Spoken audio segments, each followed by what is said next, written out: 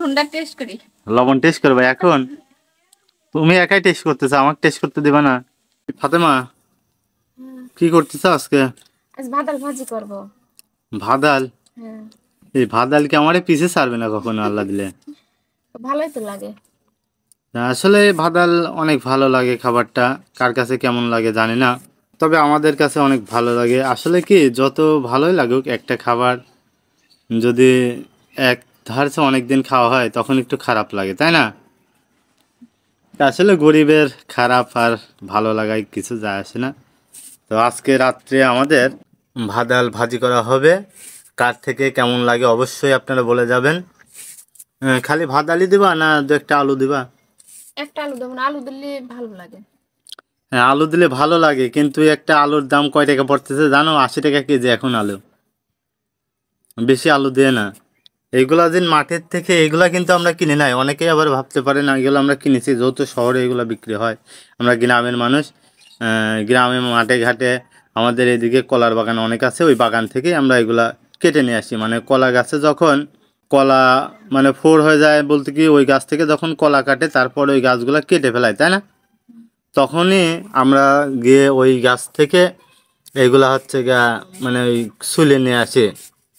এই যে দেখতে পাচ্ছেন করতেছে আজকে ভাদাল। তবে আজকের ভাদালটা মনে হচ্ছে নরম আছে। হ্যাঁ, অনেক সুন্দর টাটকা। অনেক সুন্দর টাটকা। কিন্তু দেখেন, গ্রামে বাড়ি হলে আপনি সবসময় টাটকা এবং সুন্দর সুন্দর সবজি খেতে পারবেন, এটা হচ্ছে গা একদম সত্য কথা।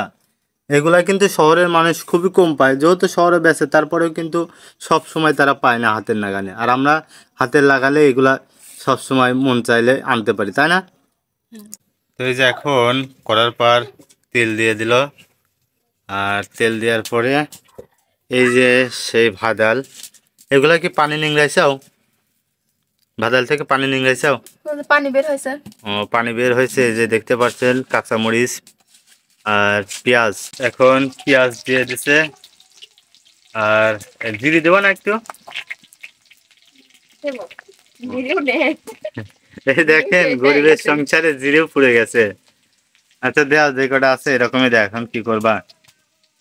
জীবন, কষ্ট সুখ সবগুলাই মিলেই জীবন।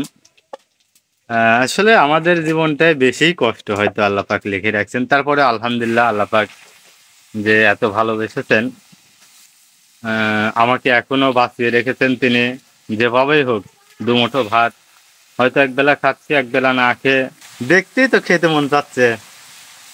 না জানি ভাজা হলে আরো কত সুন্দর লাগবে। আর এখন কি হলুদের গুঁড়া দিবা? একটু মানে হলুদের গুঁড়াটা এই জন্যই দিচ্ছে যাতে একটু কালার আসে, তাই না? সৌন্দর্য, হ্যাঁ। মানে হলুদের গুঁড়াটা সব সময় হচ্ছে একটু হলুদ কালার হবে, দেখতে তরকারি সুন্দর হবে, এই জন্যই কিন্তু হলুদের গুঁড়া ব্যবহার করা হয়। দেখুন ভাদাল কিন্তু অলরেডি ভাজি হয়ে গেছে নাকি পথে? হয়ে গেছে। নুনটা টেস্ট করি। লবণ টেস্ট করবে এখন? তুমি একাই টেস্ট করতেছো, আমাকে টেস্ট করতে দিবা না? নাও, তোমাকে খাওয়া দিলাম। বিসমিল্লাহির রহমানির রহিম। হ্যাঁ, সুন্দর হয়েছে, লবণও ঠিক মতো হয়েছে। আজকের ভিডিওটা এই পর্যন্ত। সবাই ভালো থাকবেন, সুস্থ থাকবেন।